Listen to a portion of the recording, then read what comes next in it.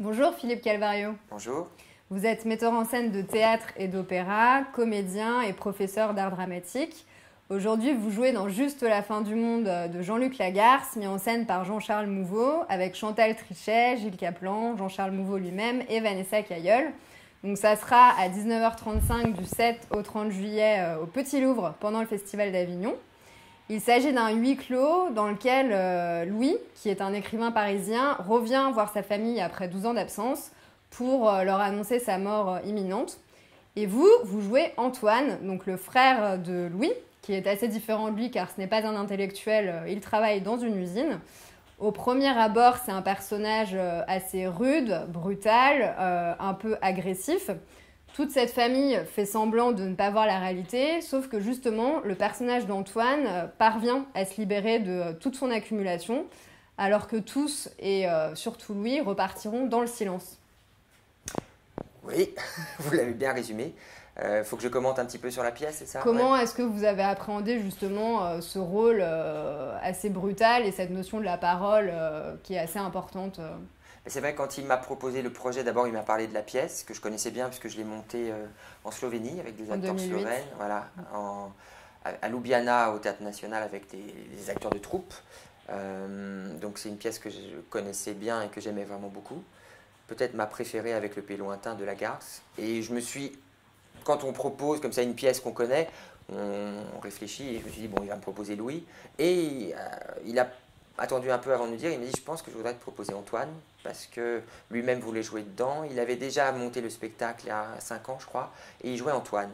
Je pense que lui avait envie de changer. Puis il a projeté, je trouve que c'est assez malin, il a projeté plus des choses pour moi dans le rôle d'Antoine. Donc effectivement, a priori, c'est pas un intellectuel, mais Lagarce le fait parler justement avec ce fameux langage et discours qui est de toute façon stylisé parce que même pour quelqu'un qui serait très lettré, personne ne parle comme ça. C'est un langage, ça a vraiment à voir pour moi avec Racine et avec l'alexandrin presque. C'est une langue presque étrangère. Et de toute façon, je pense que le travail le plus important pour l'acteur, c'est d'appréhender la langue avant de parler même de rapports et de sentiments. Et d'ailleurs, ce que je trouvais dans ce travail-là, qui était assez fou, c'est que le parcours émotionnel est absolument dicté par la langue. C'est dans l'effort qu'il faut faire pour dire le texte, dans l'effort qu'il faut faire pour penser, pour prendre les tournants de l'écriture, que l'émotion sort. Mais exactement comme avec Racine, il faut un souffle un peu plus important que ce qu'on a dans la vie normale. C'est à travers ce souffle et cette complexité même à dire ce qu'il y a à dire que l'émotion, que ce soit la colère ou l'élan un peu tragique, va pouvoir surgir comme ça. Oui, il semble brutal, mais lui dit qu'il n'est pas brutal, il insiste. Et je ne pense pas qu'il soit brutal. Il y a un moment donné où il est au bord de... Il lui dit, si tu m'approches, je te tue. Il pourrait être au bord de... Mais c'est une sorte d'explosion comme un peu un burn-out en direct. Je pense qu'il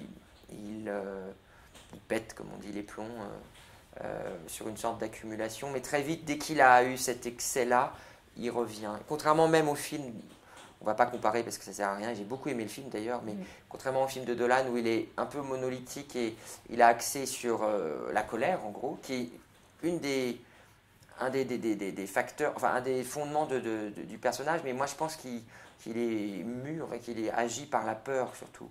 Et il n'arrête pas de le dire et je pense que c'est la peur qui le fait agir comme un peu un ours ou un animal sauvage, mais comme des fauves qui pourraient attaquer, mais parce qu'ils ont peur, pas parce qu'ils ont envie ou parce qu'ils ont un fond méchant. Voilà. Je pense que c'est... Et puis c'est l'impression d'être un peu abandonné comme ça par sa famille, d'avoir été celui qu'on a laissé un peu de côté pour laisser la place à Louis dans ce qu'il dit, et je pense que c'est vrai. Il a fallu laisser de plus en plus de place à Louis qui semblait être le malheureux et Antoine semblait être le costaud de la famille. Et c'est peut-être pas si clair que ça, ils sont beaucoup plus troubles tous les deux. Je pense que Louis est très très résistant et qu'Antoine est quand même finalement à certains moments est un homme blessé aussi. Pour en revenir justement à la question du langage, on peut la relier à un théâtre d'urgence par rapport à cette pièce. Donc c'est vrai qu'on dépeint quand même les douleurs d'une époque qui était celle de la garce, où il était fréquent de mourir du sida, où l'homophobie était encore plus virulente qu'aujourd'hui. Donc vous l'avez dit, vous l'avez monté vous-même en 2008 en Slovénie. J'ai l'impression que vous avez un intérêt justement pour cette urgence. Vous avez monté aussi en livre audio En finir avec Eddie Bellegueule d'Édouard Louis. Qu'est-ce que ça représente justement ce lien pour vous entre la parole et ce théâtre de l'urgence? D'urgence dans le sens, enfin il y a, oui, ou d'urgence ou théâtre à message comme ça, où évidemment, apparemment, en tout cas à Paris, on est moins homophobe aujourd'hui, encore que, mais on voit bien ce qui se passe en Tchétchénie, donc c'est toujours intéressant de pouvoir dire que ce n'est pas fini quand même, et puis il le place dans un univers de province, clairement, où en tout cas, c'est très tabou à l'époque de parler du sida. Je pense que ça, c'est encore un tabou quand même. C'est encore compliqué, même si ça va mieux qu'avant, mais je donne toujours cet exemple-là. C'est facile. C'est pas que c'est facile, mais on est toujours un héros quand on se bat contre un cancer, et puis et tant mieux. Mais on est toujours un petit peu plus détraqué ou considéré comme quelqu'un qui l'a cherché quand on est séropositif. Ça, quand même, ça a du mal à... Enfin, la génération... les générations des 40, 50, 60 ans, c'est quand même toujours une maladie qui est louche. Donc cette urgence-là, enfin ce besoin d'essayer de le raconter, de ne pas pouvoir le raconter, c'est quand même quelque chose qui me semble encore d'actualité, vraiment. Ça n'a pas bougé. Effectivement, on ne sait pas très bien pourquoi, mais c'est assez phénoménal parce que Lagarce lui-même ne dit jamais sida. Il dit qu'il va mourir, on ne sait pas de quoi. Et lui-même, je ne sais pas si c'est un tabou, mais en tout cas ne veut pas le nommer lui-même en tant qu'auteur, ne veut pas sans doute cristalliser cette maladie-là, même si on imagine très bien quand même que c'est lié à ça, et qu'il allait mourir quelques années plus tard, enfin. Du coup, oui, ça me semble, c'est des thématiques qui me semblent toujours importantes à défendre. Ouais. Je vais vous faire tirer un extrait d'un texte qui compte pour vous. J'aimerais que vous nous lisiez. Si je le reconnais. Ah, il y en a. Oups.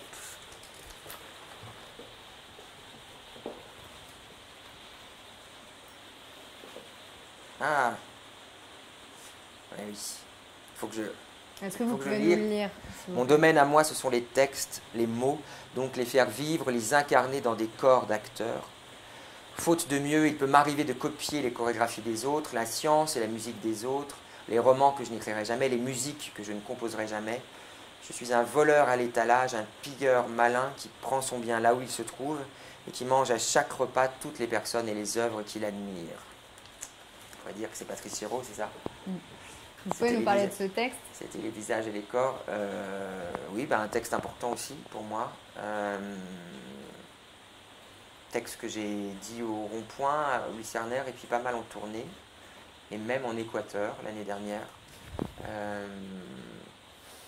Qu'est-ce que je pourrais dire qu'il était important pour moi, que maintenant, j'ai encore, là quand je le relis, je me dis j'ai encore envie de le faire, et puis je me retiens un peu parce que je l'ai déjà fait 100 fois, il faut que j'arrive à passer à autre chose.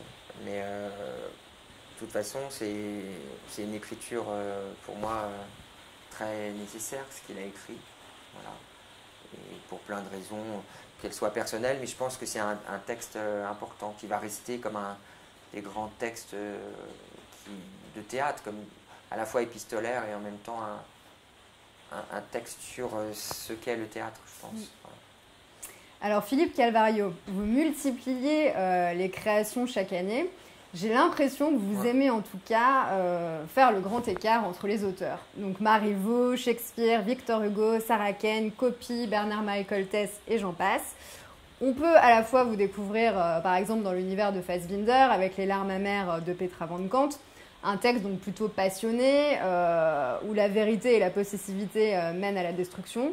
Ou encore dans un registre un petit peu plus léger, comme une comédie de Marivaux, Le jeu de l'amour et du hasard, qui est un petit peu plus fantaisiste, qui mêle humour et travestissement. C'est quelque chose qui vous plaît, passer comme ça au milieu de tous ces auteurs En fait, oui, bien sûr. Maintenant.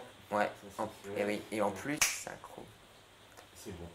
Et Oui, mais j'en reviens à ce que dit Patrice dans le texte. Souvent, les projets sont faits de hasard et de quelque chose qu'on ne maîtrise pas toujours. Alors oui, j'aime l'éclectisme, j'aime changer d'auteur, j'aime changer d'univers. J'aime effectivement passer d'une comédie de Marivaux ou d'une comédie trash de Copy à une tragédie trash aussi, mais de Sarah Kane, à une tragédie plus classique de Fassbinder, à l'univers de Lagarce qui est beaucoup plus, comment on dirait, pas retenu, mais qui amène, c'est pas péjoratif ce que je dis, pas une forme de droiture comme ça dans l'écriture où il faut incarner quelque chose de plus, peut-être de plus droit, voilà, qui laisse un espace différent. J'aime bien avoir des espaces différents et pas essayer de faire le même spectacle avec des écritures. J'utilise pas, je crois que je l'ai fait au tout début dans les spectacles, mais c'est pour ça des fois que je déroute peut-être. À chaque fois j'ai changé d'univers, je crois, scénographique, visuel, parce que les auteurs m'ont imposé des... Je suis pas du genre à faire effectivement le même type d'esthétique, le même type de spectacle. Donc oui, ça laisse peut-être des traces, des sillons dans la façon dont je mets en scène qui sont plus éclatées que d'autres metteurs en scène, c'est ce que je constate en tout cas. Mais pour moi, ça vient des écritures que je choisis, elles sont singulières, elles sont différentes. Et du coup, c'est différent la façon dont je m'en empare, quoi.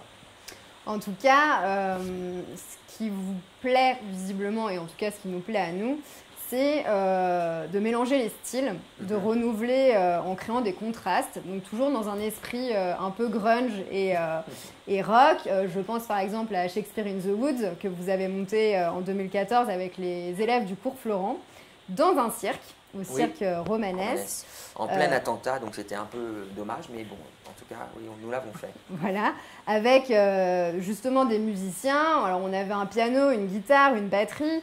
Les costumes étaient assez punk chic, mais aussi en même temps classiques. Ou encore avec Marie Tudor de Victor Hugo, que vous aviez monté en 2015 au Théâtre de la Pépinière. Donc un drame du 19e, que vous avez habillé avec une scénographie très élégante, mais baroque et assez design. Et on retrouve aussi cette musique rock. C'est un plaisir pour vous, cette exploration de la diversité? Oui, oui, c'est un vrai plaisir. Et encore, moi j'ai vraiment l'impression que la dimension justement comme ça, punk rock, ou chez Hugo, il y a ce lyrisme-là qui m'évoquait ça. Je veux dire, j'ai pas essayé de plaquer quelque chose. Voilà, Shakespeare a aussi cette dimension-là. Ça me fait plaisir que vous ayez vu effectivement Shakespeare in the Woods. Ça n'a pas été trop vu et c'est un spectacle que j'aurais aimé beaucoup plus jouer, mais qui possédait un peu des contraintes, à savoir qu'ils étaient 18 sur scène, c'était des jeunes acteurs qu'on ne connaît pas forcément. Mais qui avaient un niveau assez exceptionnel. Voilà, qui étaient tous très très bien. D'ailleurs, la plupart sont en train de finir le conservatoire là, mais voilà, après, avec l'état actuel de la production, c'est pile le spectacle difficile à vendre.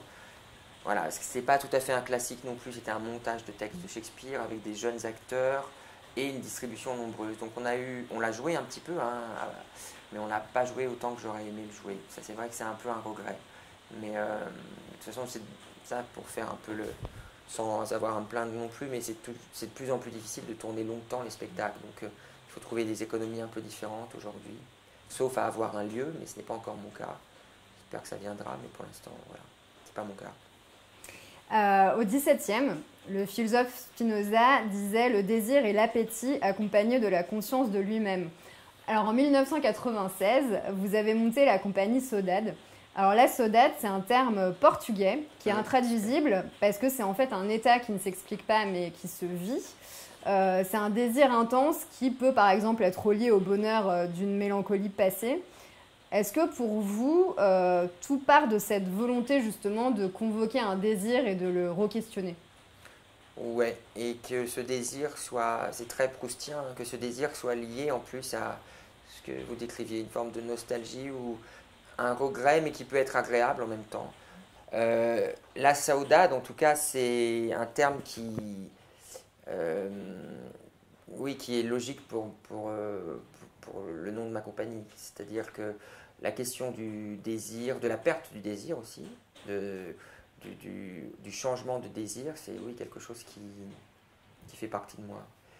Mais la saudade, elle se décrirait comme une sorte de nostalgie de l'avenir aussi. C'est quelque chose comme ça comme si on se projetait sur un avenir qui forcément entraînera le passé qui est le présent actuel. Enfin, il y a toute une chose comme ça sur le temps où on a du mal à se sentir dans le présent. Le présent, on est tout de suite en train de le perdre, donc on est dans quelque chose qui est difficile à tenir comme ça. Qui est éphémère et volatile. Voilà, ça a à voir avec l'éphémère. Donc, oui, mon travail, c'est beaucoup ça. Le texte de Patrice, c'est beaucoup ça aussi. Justement, Patrice disait je dis que l'avenir, c'est du désir, pas de la peur. Pourtant, aujourd'hui, on vit dans un monde dans lequel arrivent des violences qu'on n'avait pas forcément vu venir, dans lequel la culture vit aussi est dans un espace assez précaire, dans laquelle nos utopies peuvent être très différentes du désir des autres. J'avais le mot utopie dans la tête quand vous l'avez cité. Disons que cette phrase, c'est un peu une utopie aussi. C'est une phrase rêvée. Je pense qu'il a envie de croire que l'avenir, c'est du désir, pas de la peur, mais c'est parce qu'on est plein de peur qu'on a envie de se... Je pense qu'il n'y a pas mieux quand on a peur que d'être dans le désir. Ça, c'est sûr que c'est le meilleur antidote à la peur. Après, il faut trouver des sources de désir. Donc le théâtre en est une, ça c'est sûr. Il y en a plein d'autres qui sont atteignables aussi, mais voilà, le théâtre et la place des utopies, c'est des places rêvées pour le désir, ouais. Du coup, je pense que c'était vraiment une quête, cette phrase. Bon, voilà. Il l'affirmait évidemment parce que c'est beau de l'affirmer, mais il le questionne aussi en même temps. Donc, je pense que le théâtre, c'est ça aussi, c'est penser que le désir ou les désirs vont vaincre les peurs. Mais les peurs, ce que vous dites, elles sont quand même de plus en plus difficiles à combattre parce qu'elles sont de plus en plus fortes, je trouve. Et plus l'âge avance, plus la conscience arrive et plus la peur grandit. Mais il faut la dompter, il n'y a pas d'autre chose à faire. Un jour, vous m'avez dit que le théâtre, on le faisait sans savoir pourquoi, mais qu'on ne pourrait pas faire autre chose. Du coup, c'est quoi la clé? Un travail sans relâche? Non, parce que je relâche. Moi, j'ai du mal à travailler sans relâche. Même si je donne l'impression que... Enfin, je travaille beaucoup, mais la clé, maintenant, je dirais que le théâtre, c'est convoquer le désir. On va revenir encore à ça, mais... Et c'est sans doute pour ça qu'on le fait. C'est pour vivre un petit peu plus intensément, je vais dire des banalités, hein. Mais en analysant vraiment, c'est ce dont je me rends compte. Et je me rends compte qu'à force d'avoir pris...